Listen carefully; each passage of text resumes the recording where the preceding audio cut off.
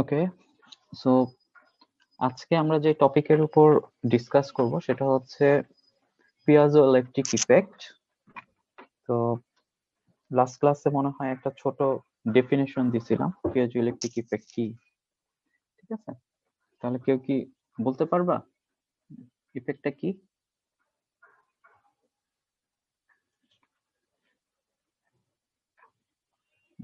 দেখছো এই স্লাইডটা? Sir, surface চেঞ্জের কারণে যে ধরনের মানে ইলেকট্রিক পটেনশিয়াল প্রডিউস হয় ক্রিস্টাল আর কি স্যার। ঠিক ফেজ না স্যার, মেকানিক্যাল স্ট্রেসের ফলে যেই এফেক্টটা হয়। আচ্ছা, বেসিক্যালি এটাকে বলা হয় হচ্ছে ট্রান্সডিউসার, ঠিক আছে? তো ট্রান্সডিউসার কি? ট্রান্সডিউসার হচ্ছে একটা এনার্জি থেকে আরেকটা এনার্জিতে কনভার্ট করা, একটা এনার্জি থেকে আরেকটা এনার্জিকে কনভার্ট করা। এটা হতে পারে হচ্ছে ইলেকট্রিক্যাল এনার্জি থেকে মেকানিক্যাল এনার্জি, অথবা মেকানিক্যাল এনার্জি থেকে ইলেকট্রিক্যাল এনার্জি, ঠিক আছে? তো এই ধরনের যে ইফেক্ট গুলো তাদেরকে বলা হয় পিয়েজোইলেকট্রিক ইফেক্ট, এবং মেটেরিয়াল গুলোকে বলা হয় পিয়েজোইলেকট্রিক মেটেরিয়াল।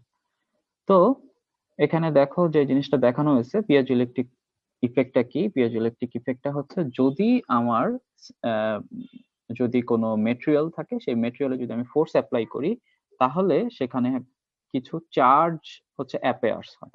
ওকে, কিছু চার্জ অ্যাপেয়ার্স হয় এন্ড দেন সেখানে ভোল্টেজ ডিফারেন্স ক্রিয়েট হয়। ভোল্টেজ ডিফারেন্স ক্রিয়েট করার কারণে হচ্ছে আমরা যদি ভোল্টমিটার দিয়ে মেজার করি তাহলে আমরা হচ্ছে সেখানে ভোল্টেজ পাবো। এটা হচ্ছে একটা। নাম্বার টু, যদি আমরা হচ্ছে ভোল্টেজ অ্যাপ্লাই করি তখন আবার যেটা হয় সেটা হচ্ছে ভোল্টেজ অ্যাপ্লাই করার কারণে সেখানে হচ্ছে তার মেটেরিয়ালটা এক ধরনের বিহেভ করে, কিন্তু আমি জাস্ট পোলারিটিটা যদি চেঞ্জ করে দেই তখন আরেক ধরনের বিহেভ করে। অর্থাৎ দেখা যাচ্ছে আমার ইলেকট্রিক ফিল্ডের কারণেও হচ্ছে কি প্রেসার, কি কি বলে, প্রেসারের একটা ইফেক্ট আছে, এন্ড দেন হচ্ছে সেখানে হচ্ছে মেকানিক্যাল স্ট্রেস হচ্ছে অথবা কম্প্রেস হচ্ছে। তো এই ঘটনাগুলোকে আমরা হচ্ছে বলি হচ্ছে পিয়েজোইলেকট্রিক ইফেক্ট। তাহলে দেখো এখানে যে জিনিসটা এক্সপ্লেইন করা আছে, পিয়েজোইলেকট্রিক ক্রিস্টাল আর electromechanical transducer because they convert an electrical signal অথবা electric field to mechanical signal strain. Okay, তো এটাতে কনভার্ট করে। তাহলে এখানে দেখো একটা ফ্লো চার্ট দেওয়া আছে। ফ্লো চার্টটা হচ্ছে যদি আমরা একটা মেকানিক্যাল ফোর্স অ্যাপ্লাই করি তখন কি হচ্ছে সেখানে হচ্ছে হয় স্ট্রেস হচ্ছে অথবা কি কম্প্রেস হচ্ছে। যখন স্ট্রেস অথবা কম্প্রেস হয় তখন হচ্ছে ক্রিস্টালটা পোলারাইজড হয়। পোলারাইজড মিন্স হচ্ছে তার পজিটিভ এবং নেগেটিভ চার্জের যেই হচ্ছে সেন্টার অফ পজিটিভ এবং নেগেটিভ হচ্ছে কি ডিসপ্লেসড হয়ে যায়। যখনই ডিসপ্লেস হয়ে যায় তখন তাদের মধ্যে পোলারাইজেশন ক্রিয়েট হয়, এন্ড দেন হচ্ছে সেখান থেকে আমরা ভোল্টেজ ডিফারেন্সটা পাচ্ছি। ওকে, এন্ড ভোল্টেজ ডিফারেন্সের কারণে আমরা হচ্ছে ভোল্টেজ মেজার করতে পারতেছি, ঠিক আছে? তো এই হচ্ছে এটাকে বলা হয় হচ্ছে stress equal to D into E. ডিটা হচ্ছে আমরা বলতেছি হচ্ছে কি তাদের কনস্ট্যান্ট, ই হচ্ছে ইলেকট্রিক ফিল্ড। তাহলে সূত্রটা এখানে যে জিনিসটা দেখা যাচ্ছে S equal to D into E. Okay, তাহলে এই যে ইফেক্ট আমরা দেখতে পাচ্ছি, এই ইফেক্টটা আবার সব ধরনের মেটেরিয়াল গুলো হচ্ছে শো করে না। কিছু কিছু মেটেরিয়াল শো করে, কিছু কিছু মেটেরিয়াল শো করে না। তাহলে আমরা সেই জিনিসটা একটু দেখবো, ফোকাস করব কোন ধরনের মেটেরিয়াল আসলে শো করে না এবং কেন করে না।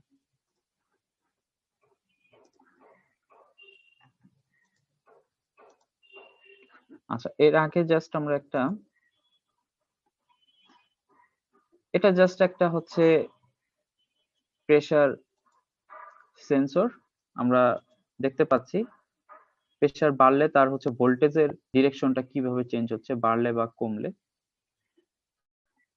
তো এই ঘটনাটাকে বলা হয় হচ্ছে পিয়েজোইলেকট্রিক ইফেক্ট। এটার অপোজিট ইফেক্টও হয়। ওকে, অর্থাৎ আমি এখানে ভোল্টেজ অ্যাপ্লাই করতেছি এন্ড এখানে আমি প্রেসারটা মেজার করতেছি, তখন আমরা দেখবো হচ্ছে কখন কম্প্রেস হচ্ছে কখনো স্ট্রেইন হচ্ছে, ঠিক আছে?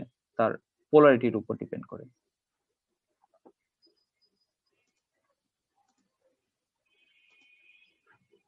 ওকে, সো আমরা হচ্ছে প্রথমে যে জিনিসটা দেখতে চাচ্ছি সেন্ট্রোসিমেট্রিক মেটেরিয়াল।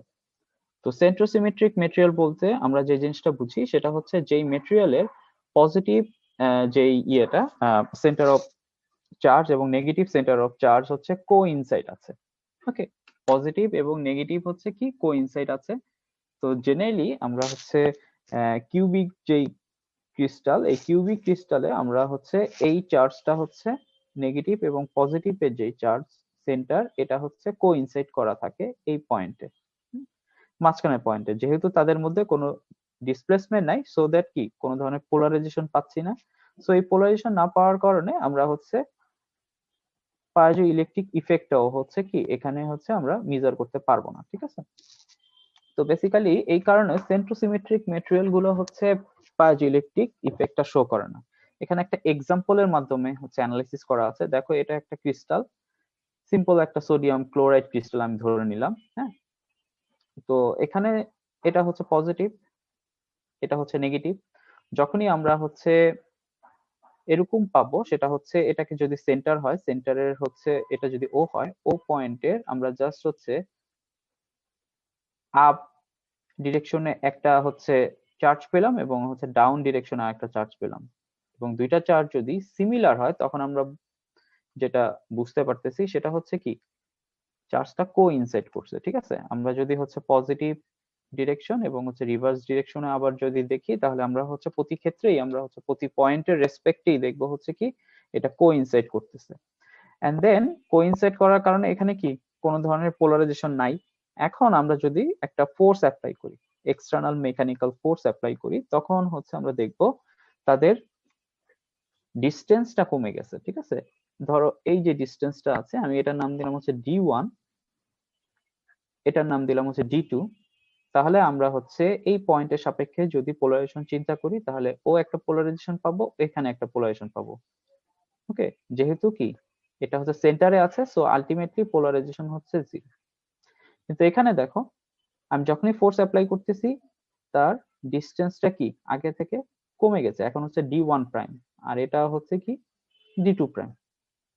তাহলে দেখা যাচ্ছে D1 প্রাইম এবং D2 প্রাইম কি সেম। এখানে যেহেতু সেম আছে, তাহলে এখানেও কি তার পোলারাইজেশন শূন্য, যদিও আমরা কি অ্যাপ্লাই করছি, মেকানিক্যাল ফোর্স অ্যাপ্লাই করছি। তাহলে সূত্র অনুসারে আমাদের যেটা হওয়ার কথা ছিল সেটা হচ্ছে আমি যদি মেকানিক্যাল ফোর্স অ্যাপ্লাই করি, তাহলে তার স্ট্রেইনটা কি করবে, ইলেকট্রিক ফিল্ডের উপর ডিপেন্ড করবে, ঠিক আছে, ইলেকট্রিক ফিল্ডের উপর ডিপেন্ড করবে। কিন্তু সেখানে কিন্তু ঘটনাটা ঘটতেছে না। সো আমরা হচ্ছে এই কারণে বলি সেন্ট্রোসিমেট্রিক ম্যাটেরিয়াল আসলে পিয়েজোইলেকট্রিক ইফেক্ট শো করে না, ঠিক আছে। তাহলে কোন ধরনের ম্যাটেরিয়াল গুলো শো করে সেটা আমরা একটু দেখব। তাহলে নন সেন্ট্রোসিমেট্রিক ম্যাটেরিয়াল গুলো হচ্ছে পিয়েজোইলেকট্রিক ইফেক্ট শো করে। তাহলে নন সেন্ট্রোসিমেট্রিক ম্যাটেরিয়াল অনেক ধরনের আছে। একটা সলিড এক্সাম্পল হচ্ছে হেক্সাগোনাল স্ট্রাকচার। হেক্সাগোনাল স্ট্রাকচারকে আমরা নন সেন্ট্রোসিমেট্রিক ম্যাটেরিয়াল বলি। কেন বলি সেটা হচ্ছে আমরা পিকচারের দিকে একটু দেখব। এটা হচ্ছে নরমাল কন্ডিশন, যখনই হচ্ছে ইকুইলিব্রিয়াম বা নরমাল কন্ডিশনে থাকবে, এটা হচ্ছে সেন্টার। ওকে, তো এটা যদি সেন্টার হয় তখন আমরা দেখব হচ্ছে কি এই ক্ষেত্রে আমাদের হচ্ছে পজিটিভের চার্জ এবং নেগেটিভের চার্জ হচ্ছে সেম। ওকে, অর্থাৎ হচ্ছে সেন্টারটা হচ্ছে কোইনসাইড করবে। সেন্টার বলতে বোঝাচ্ছে কি অনেকটা হচ্ছে ভর কেন্দ্রের মতো, ঠিক আছে। ধরো তুমি সবগুলো নেগেটিভ চার্জের হচ্ছে কেন্দ্রটা কোথায় থাকতেছে এবং সবগুলো পজিটিভ চার্জের কেন্দ্রটা হচ্ছে কোথায় থাকতেছে।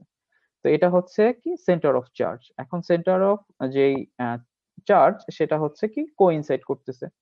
তাহলে আমরা হচ্ছে এ যে পিকচারটা পাচ্ছি, এই পিকচারে দেখতে পাচ্ছি পি ইকুয়াল টু কি থাকতেছে 0। কিন্তু যখনই আমরা হচ্ছে মেকানিক্যাল স্ট্রেস দিচ্ছি, সেটা হতে পারে ওয়াই অথবা এক্স ডিরেকশনে, তখন কি হচ্ছে ঘটনাটা, তখন আমরা হচ্ছে দেখতে পাচ্ছি যদি আমরা হচ্ছে এখানে প্রেসার দেই, তাহলে কি করতেছে, আমরা যেহেতু প্রেসারটা পড়তেছে এই পয়েন্টে এবং এই পয়েন্টে, তাহলে এটার একটা মুভমেন্ট হচ্ছে। তো এটার মুভমেন্টটা হচ্ছে বেশি হচ্ছে এখান থেকে, ঠিক আছে। তাহলে মুভমেন্টটা আমরা যদি পাই, তাহলে হচ্ছে এখানে আমরা দেখতে পাচ্ছি প্লাস এবং মাইনাসের কি পজিশনটা দেখতে পাচ্ছি। যেহেতু পজিশনটা চেঞ্জ হয়ে গেছে, তখন এই পয়েন্টটা হচ্ছে ডিসপ্লেস হয়ে গেছে, এই পয়েন্টটা এখন কি হয়ে গেছে, ডিসপ্লেস হয়ে গেছে। তখন আমরা হচ্ছে সেন্টার অফ চার্জ ধরো চেঞ্জ হয়ে গেল, এখানে মাইনাস পেলাম, এখানে প্লাস পেলাম। এবং আমরা জানি পোলারাইজেশন বা হচ্ছে ডাইপোল মুভমেন্ট কি, মাইনাস টু প্লাস আমরা ক্যালকুলেট করি। তাহলে আমরা দেখতে পাচ্ছি এই ডিরেকশন বরাবর আমরা কি পেলাম, একটা পোলারাইজেশন পেলাম। তো আমরা যেহেতু পোলারাইজেশন পেলাম, তাহলে বোঝা গেল এই মেটেরিয়ালের ক্ষেত্রে আমরা হচ্ছে পোলারাইজেশন পেলাম মেকানিক্যাল স্ট্রেস অ্যাপ্লাই করার কারণে, ঠিক আছে। মেকানিক্যাল স্ট্রেস অ্যাপ্লাই করার কারণে আমরা হচ্ছে পোলারাইজেশনটা পেলাম। আচ্ছা, সো দ্যাট এটাকে আমরা বলতে পারি কি একটা পিয়েজোইলেকট্রিক ইফেক্ট। তাহলে আমরা বলতে পারতেছি নন সেন্ট্রোসিমেট্রিকে আমরা হচ্ছে পিয়েজোইলেকট্রিক ইফেক্টটা দেখতে পেলাম, ঠিক আছে। কিন্তু আমরা যদি হচ্ছে এক্স এক্সিস বরাবর দিই, আসলে এক্স এক্সিস বরাবর কিন্তু আসলে খুব বেশি চেঞ্জটা হয় না, ঠিক আছে। যখন আমরা হচ্ছে এই ডিরেকশন বরাবর চেঞ্জ করি তখন আসলে কি হচ্ছে, তাদের পজিশন গুলো চেঞ্জ হয়ে যাচ্ছে কিন্তু তাদের হচ্ছে ডিসঅর্ডার কোনো হচ্ছে কি ইনফরমেশনটা নাই। হ্যাঁ, এখানে যেমন হচ্ছে কি এটা কি পিওর একটা হেক্সাগোনালের মতো কিন্তু দেখতে লাগতেছে না, ঠিক আছে। অর্থাৎ এখানে কি হচ্ছে ডিস্টর্টস হয়ে গেছে, কিন্তু এখানে হচ্ছে আমরা দেখতে পাচ্ছি তার হেক্সাগনের যে স্ট্রাকচার সেটা কিন্তু মোটামুটি মেইনটেইন আছে, ঠিক আছে। তো এই কারণে দেখা গেছে এক্স এক্সিস বরাবর কিন্তু আবার কি এই কাজটা হচ্ছে না। তাহলে আমাকে সব সময় হচ্ছে কি এই চার্জের মধ্যে ফোর্সটা আসতে হবে, দেন এই ঘটনাটা ঘটতেছে, ঠিক আছে।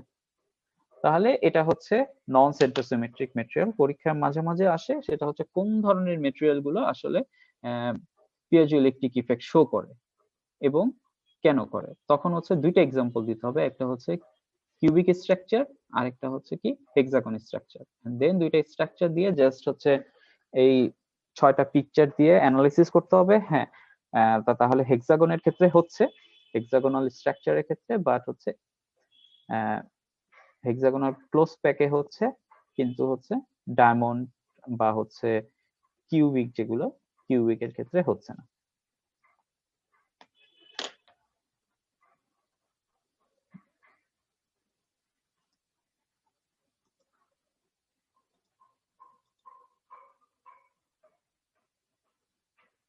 আচ্ছা, কিছু মেটেরিয়াল আছে, এটা হচ্ছে একটা টেবিল, এটা তোমরা একটু দেখে নিবা। সেটা হচ্ছে কি কি মেটেরিয়াল আছে এবং হচ্ছে তাদের ভ্যালুগুলা কিরকম এবং কিছু অ্যাপ্লিকেশনের কথা এখানে লেখা আছে।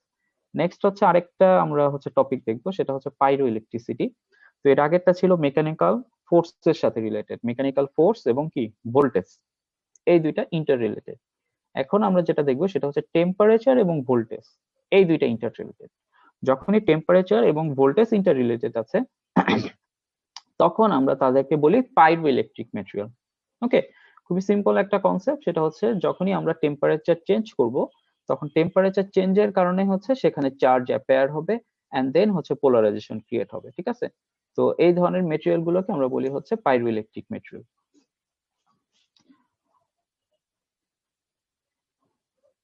নেক্সট আরেক ধরনের মেটেরিয়াল আমরা দেখবো, সেটা হচ্ছে ফেরো ইলেকট্রিক মেটেরিয়াল। তো ফেরো ইলেকট্রিক মেটেরিয়াল গুলো আসলে কি, তোমরা কি হচ্ছে পড়ছো ফেরো ইলেকট্রিক মেটেরিয়াল কি বা ফেরো ইলেকট্রিসিটি কি?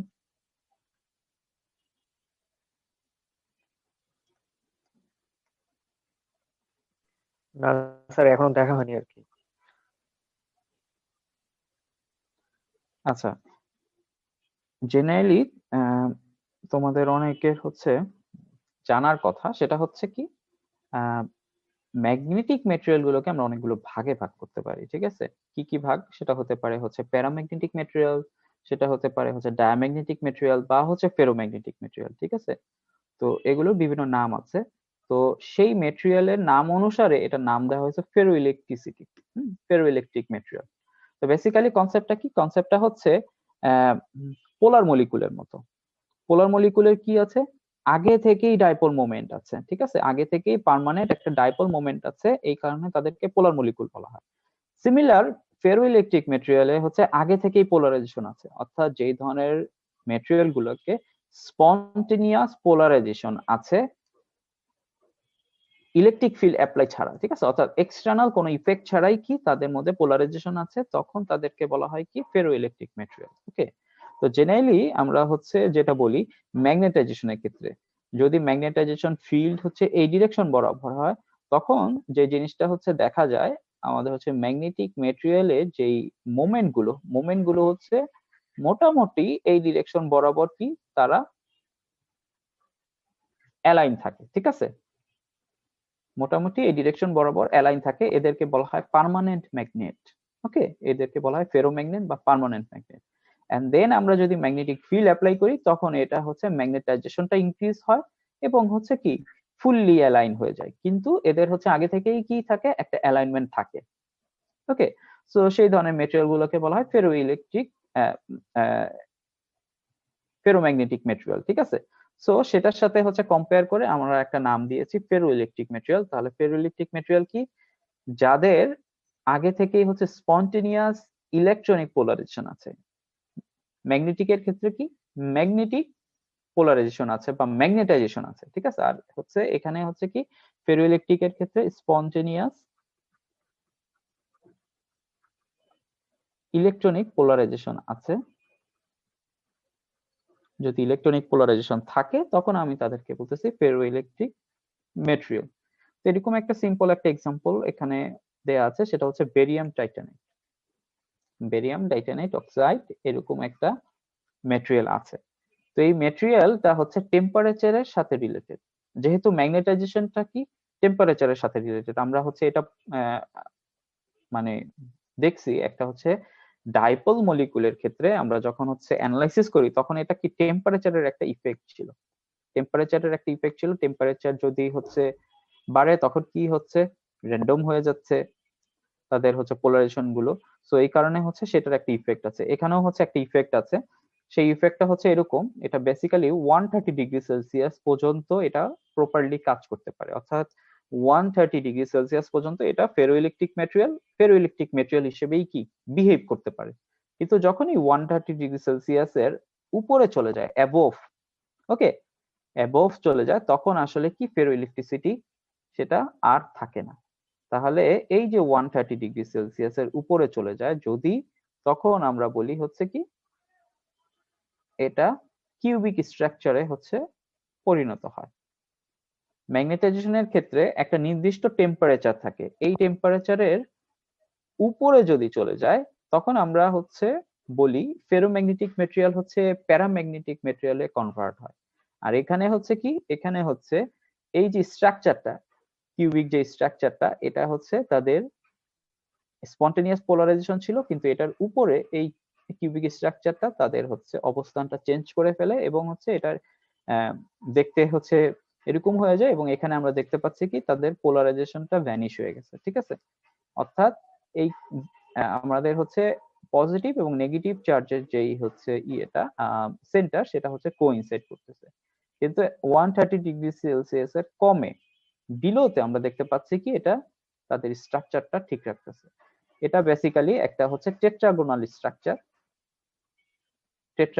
স্ট্রাকচার এন্ড দেন হচ্ছে এটাকে আমরা যদি টেম্পারেচারের উপরে নেই তখন এটা হচ্ছে পিওর কিউবিক স্ট্রাকচারে কনভার্ট হয়। এন্ড দেন এই টেম্পারেচারটাকে বলা হয় হচ্ছে কুরি টেম্পারেচার। এই টেম্পারেচারটাকে বলা হয় কুরি টেম্পারেচার। জেনারেলি কুরি টেম্পারেচারের কমে আমার হচ্ছে স্ট্রাকচারটা প্রপারলি কাজ করবে। ওকে, তাহলে এই হচ্ছে ফেরোইলেকট্রিক মেটেরিয়াল। সো আমরা হচ্ছে তিনটা মেটেরিয়াল পড়লাম, একটা হচ্ছে পাইজোইলেকট্রিক মেটেরিয়াল, একটা হচ্ছে পাইরোইলেকট্রিক মেটেরিয়াল, আর একটা হচ্ছে ফেরোইলেকট্রিক মেটেরিয়াল। তো বেসিক্যালি এই মেটেরিয়াল গুলো সম্পর্কে আমাদের শুধুমাত্র এতটুকু পড়লেই হবে আমাদের, সেটা হচ্ছে এটার ডেফিনিশন গুলো কি, এটা কি পিকচার দ্বারা যাতে আমরা এক্সপ্রেস করতে পারি, আর হচ্ছে ওই টেবিলটা অবজার্ভ করবো, ওখান থেকে আমরা হচ্ছে তাদের কিছু অ্যাপ্লিকেশন সম্পর্কে জানবো, ঠিক আছে। তাহলে আমাদের হচ্ছে এই চ্যাপ্টারের সিলেবাস হচ্ছে এই পর্যন্ত। আমরা হচ্ছে নেক্সট ক্লাস থেকে নতুন চ্যাপ্টার হচ্ছে শুরু করব, এবং এই চ্যাপ্টারের উপর এক্সামটা হবে হচ্ছে ব্রেকের পরে আমরা একটা ডেট দিব, ঠিক আছে। ব্রেকের পরে আমরা একটা ডেট দিব, তখন হচ্ছে এই চ্যাপ্টারের উপর হচ্ছে আমাদের এক্সাম হবে। তো এক্সামের জন্য আমাদের ক্লাস লেকচারটা ফলো করতে হবে, প্লাস আমরা ম্যাথমেটিক্স প্র্যাকটিস করব, এবং ম্যাথমেটিক্স এর জন্য আমরা যেটা প্র্যাকটিস করব সেটা হচ্ছে এক্সাম। আমাদের বইয়ে কিছু এক্সাম্পল আছে,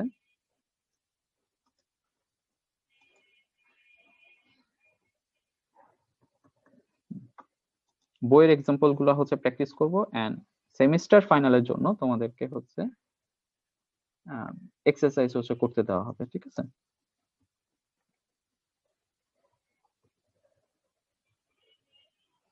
আচ্ছা, এখন একটা হচ্ছে সবাই একটু হচ্ছে খাতা কলম নাও, আমরা একটা ম্যাথ প্র্যাকটিস করব।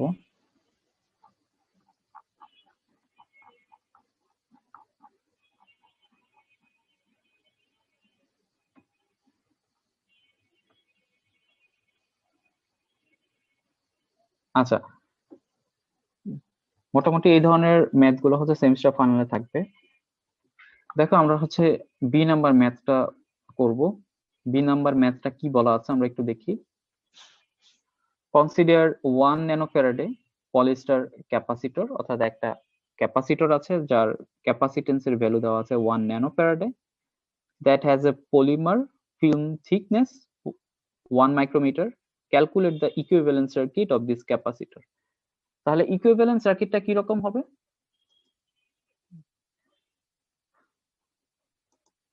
একজন একটু বলতে পারবা? ক্যাপাসিটর ইকুইভ্যালেন্ট সার্কিটটা কি?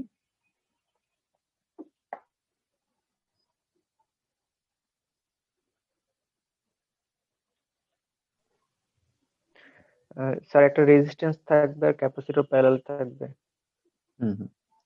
এক্স্যাক্টলি, এটা হচ্ছে একটা আইডিয়াল ক্যাপাসিটর, যেটাকে বলা হয় হচ্ছে লসলেস ক্যাপাসিটর। ওকে, কিন্তু প্র্যাকটিক্যাল ক্যাপাসিটরটা হচ্ছে এরকম।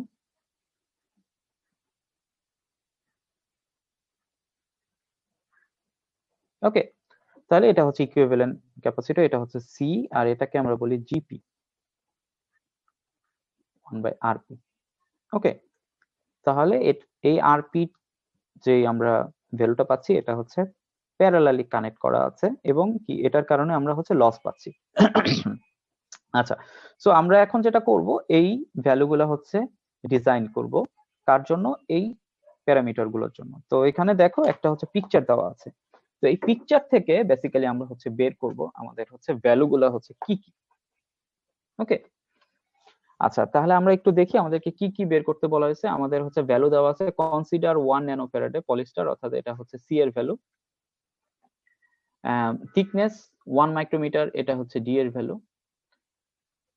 Calculate the equivalent circuit of this capacitor at 50 এবং 150, অর্থাৎ হচ্ছে এই দুইটা টেম্পারেচার, একটা আমি ধরলাম T1 আর একটা হচ্ছে T2।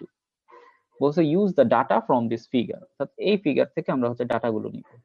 তাহলে দেখো এখানে কি কি ডাটা আছে। দেখো টেম্পারেচারের সাথে তার রিলেটিভ পারমিটিভিটি কিভাবে চেঞ্জ হচ্ছে। এখানে হচ্ছে কি দুইটা ডাটা দেওয়া আছে, একটা হচ্ছে কি রিলেটিভ পারমিটিভিটি রিয়েল পার্ট, এটাকে আমরা বলতেছি কি রিয়েল পার্ট, আর আরেকটা আছে কি লস টেনজেন্ট। লস টেনজেন্ট হচ্ছে 10 ডেল্টা। ওকে, তাহলে এই দুইটা পিকচার দেওয়া আছে। এখন আমরা হচ্ছে ভ্যালুগুলো নিব। প্রথমে হচ্ছে 50 ডিগ্রি সেলসিয়াস, তাহলে এটা হচ্ছে 50 ডিগ্রি সেলসিয়াস। তো জেনারেলি আমাদের কাজ করতে হবে এভাবে, 50 ডিগ্রি সেলসিয়াস আমরা টেম্পারেচার নেওয়ার পর এটা আমরা হচ্ছে আমাদের কার্ভে কানেক্ট করব। আমরা যদি কার্ভে কানেক্ট করি,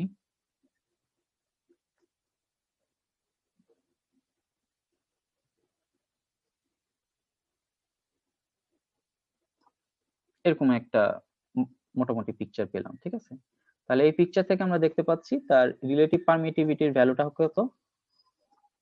2.6। আর 10 ডেল্টার মান কত?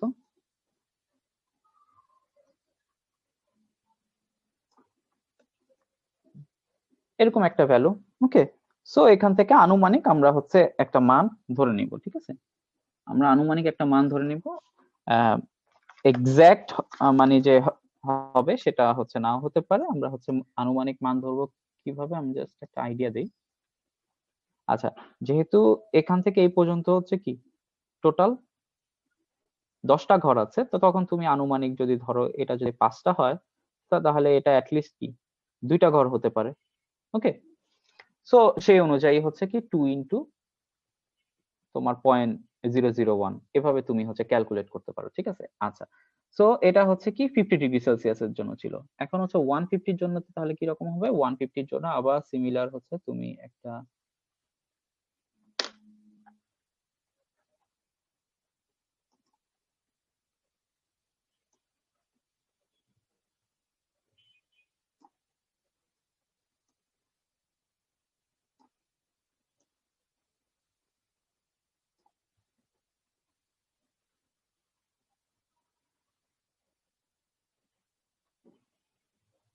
এটা হবে হচ্ছে এখানে। তো 150 জন্য আমরা এখানে নিলাম এন্ড দেন এখানে নিলাম। সো আমরা হচ্ছে কি ডাটাগুলো পেয়ে গেলাম, এন্ড দেন হচ্ছে ডাটাগুলো আমরা সেভ করে রাখলাম, লিখে রাখলাম, এন্ড দেন এই ডাটাগুলো ইউজ করে আমরা হচ্ছে অঙ্কটা একটু হচ্ছে করব। তাহলে অঙ্কটা একটু হচ্ছে কিভাবে করব আমরা একটু দেখে নিই, আমি আগে থেকে করে রাখছি।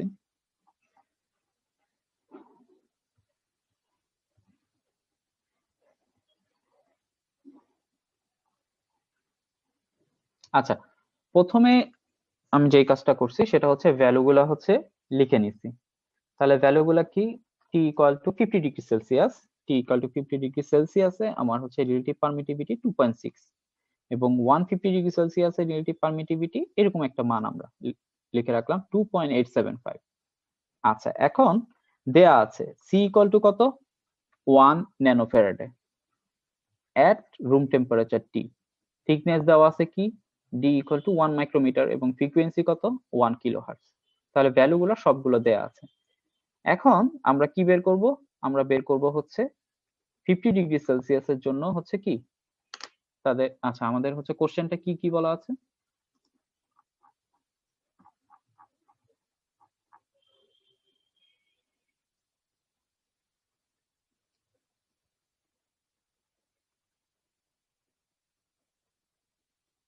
আচ্ছা কোশ্চেনে বলা আছে কনসিডার এত ক্যালকুলেট দ্য ইকুইভ্যালেন্ট সার্কিট 50 এবং 150 তে। আচ্ছা ঠিক আছে, সো হচ্ছে আমরা হচ্ছে 50 এবং 150 তে বের করব। প্রথমে আমরা যেটা নিচ্ছি সেটা হচ্ছে সি ইকুয়াল টু কি A epsilon by R, C equal to কি এ এপসিলন বাই আর। তাহলে এখানে হচ্ছে এর ভ্যালুটা কত, এর ভ্যালুটা কি গিভেন, এর ভ্যালুটা যেহেতু গিভেন আমাদের হচ্ছে দেয়া আছে, সো সেখান থেকে আমরা, ও সরি, এর ভ্যালুটা তো হচ্ছে কি গিভেন নাই, এর ভ্যালুটা আমাকে বের করতে হবে, আমাকে হচ্ছে ডি এর ভ্যালুটা দেয়া আছে, আর হচ্ছে 50 ডিগ্রি সেলসিয়াসে 1 ন্যানোফ্যারাডে এই ভ্যালুটা দেওয়া আছে। সো সেখান থেকে আমরা কি করলাম, এর ভ্যালুটা বের করলাম, যেহেতু কি এপসিলনের মান হচ্ছে 8.856 ইনটু 10⁻12 আর এটা হচ্ছে 2.6। তাহলে কি করলাম আমরা হচ্ছে এরিয়ার মানটা বের করে ফেললাম। তাহলে এরিয়ার মানটা যদি আমরা বের করে ফেলি তাহলে আমরা যেটা পাবো সেটা হচ্ছে কি সি 150 ডিগ্রি সেলসিয়াসে এটার ভ্যালু কত সেটা আমরা বের করতে পারবো। তাহলে 50 ডিগ্রি সেলসিয়াসের ক্ষেত্রে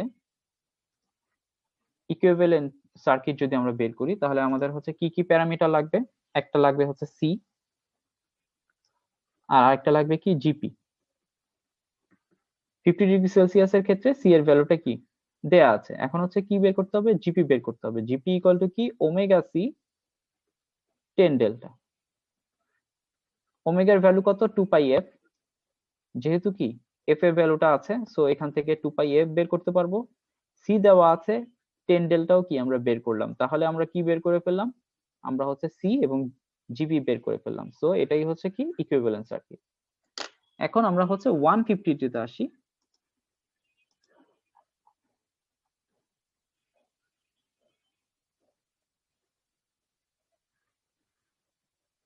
আচ্ছা, এখন হচ্ছে 150 তে আসি। 150 তে এসেও আমরা কি করব, 150 তে এসেও আমরা হচ্ছে এই C equal to A epsilon naught epsilon R by D, D এর ভ্যালুটা হচ্ছে দেয়া আছে, এর ভ্যালুটা আমরা আগেই কি করলাম বের করে নিলাম, এর ভ্যালুটা বের করে নিলাম। তাহলে সি এর ভ্যালুটা কিভাবে চেঞ্জ হচ্ছে সেই জিনিসটা আমরা দেখলাম। তাহলে হচ্ছে কি 50 ডিগ্রি সেলসিয়াস এবং 150 ডিগ্রি সেলসিয়াসে আমরা হচ্ছে ভ্যালুগুলো বের করলাম এভাবে। তাহলে অঙ্কটা খুবই সিম্পল, কিন্তু হচ্ছে আমাকে যে জিনিসটা শিখতে হবে কিভাবে ডাটাগুলো বের করে আমরা হচ্ছে ইমপ্লিমেন্ট করতে পারি। তো এই ধরনের ম্যাথ গুলো কিন্তু পরীক্ষায় থাকবে, ঠিক আছে, কোনো একটা ছোট টেবিল দেওয়া থাকবে, এই টেবিল থেকে আমাকে বের করতে হবে ভ্যালুগুলা।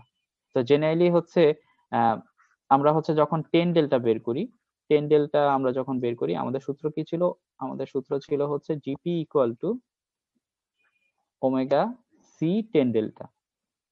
তো পরীক্ষায় হচ্ছে এরকম দেওয়া থাকতে পারে 10 ডেল্টার মান বের করো এবং হচ্ছে কি বিভিন্ন সিটা হচ্ছে দেওয়া আছে, তখন হচ্ছে বিভিন্ন সি থেকে কোন সিটা হচ্ছে কি লস সবচেয়ে বেশি বা কম সেই জিনিসটা অ্যানালাইসিস করার জন্য আমরা হচ্ছে কি এই যে লস টেনজেন এটা আমরা হচ্ছে ইউজ করতে পারি। তো এই ধরনের কম্পারিজন ম্যাথ গুলো পরীক্ষায় কিন্তু থাকবে। স্যার আমরা এখানে কি প্রথমে a এর ভ্যালু বের করে আবার C50 এর ভ্যালু বের করেছি উপরের প্রথম ক্ষেত্রে স্যার?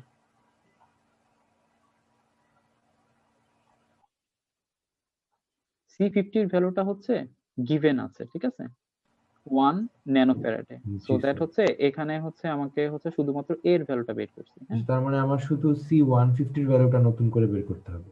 নতুন করে C150 টা হচ্ছে বের করছি, এবং আরেকটা জিনিস বের করতে বলছে জিপি। তো হচ্ছে জিপির ভ্যালুটা আমরা হচ্ছে বের করছি। ওকে, ওমেগা সি 10 ডেল্টা, সি এর ভ্যালুটা গিভেন, 10 ডেল্টাটা হচ্ছে আমরা কার্ভ থেকে নিছি।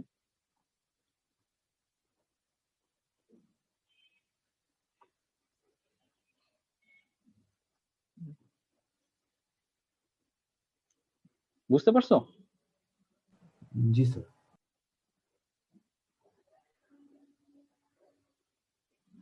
ওকে, ঠিক আছে। সো আমাদের হচ্ছে ক্লাস হচ্ছে এই পর্যন্তই। আমরা যেটা হচ্ছে শুরু করব সেটা হচ্ছে, আমি তোমাদেরকে দেখাই, নেক্সট ক্লাসটা আসলে আমি নিব না, মানে নেক্সট ক্লাসটা হচ্ছে কবে জানি, বুধবার না? জি স্যার। আচ্ছা আচ্ছা। তো বেসিক্যালি বুধবারের ক্লাসটা হচ্ছে আমি ভিডিও দিয়ে দিব। বুধবারের ক্লাসটা হচ্ছে ভিডিও দিয়ে দিব। আমি একটু হচ্ছে দেখাচ্ছি বুধবারের ক্লাসে আসলে কি কি থাকবে, তোমরা যাতে প্রিপারেশন স্টার্ট করতে পারো। আচ্ছা, বুধবারের ক্লাসটা হচ্ছে কি, একেবারে বেসিক কিছু জিনিসের উপর আমি ভিডিও দিব, সেটা হচ্ছে ম্যাগনেটিক প্রপার্টিজ গুলো কি কি, অর্থাৎ হচ্ছে আমরা নতুন চ্যাপ্টার শুরু করতে যাচ্ছি, সেটা হচ্ছে ম্যাগনেটিক মেটেরিয়াল। নতুন চ্যাপ্টার ম্যাগনেটিক মেটেরিয়াল। তাহলে হচ্ছে ম্যাগনেটিক মেটেরিয়ালে আমরা হচ্ছে আগে হালকা পাতলা কিছু রিভিউ দিব, যে জিনিসগুলো তোমরা আগে থেকেই জানো, এটা জাস্ট একটু রিভিউ করা, ঠিক আছে, ইকুয়েশন গুলো রিভিউ করা। তো ম্যাগনেটিক প্রপার্টিজ গুলো কি, ম্যাগনেটিক যে ইয়েগুলো আসতেছে, এনার্জি গুলো, সেটার হচ্ছে পারপাসটা কি, হ্যাঁ।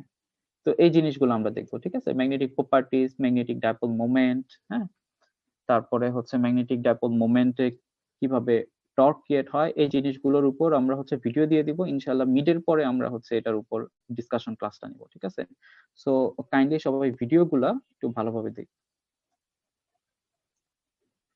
আর হচ্ছে বৃহস্পতিবার মেবি তোমাদের ম্যাটল্যাব পরীক্ষা আছে, হ্যাঁ। তোমাদের কি কোনো প্রবলেম আছে, মানে ওই ডেটে? তোমরা কোন সেকশন জানি? Sir D section. আচ্ছা, বি সেকশনে তো কোনো প্রবলেম নাই, বৃহস্পতিবারে এক্সাম। না স্যার, সমস্যা নেই। ওকে, ঠিক আছে।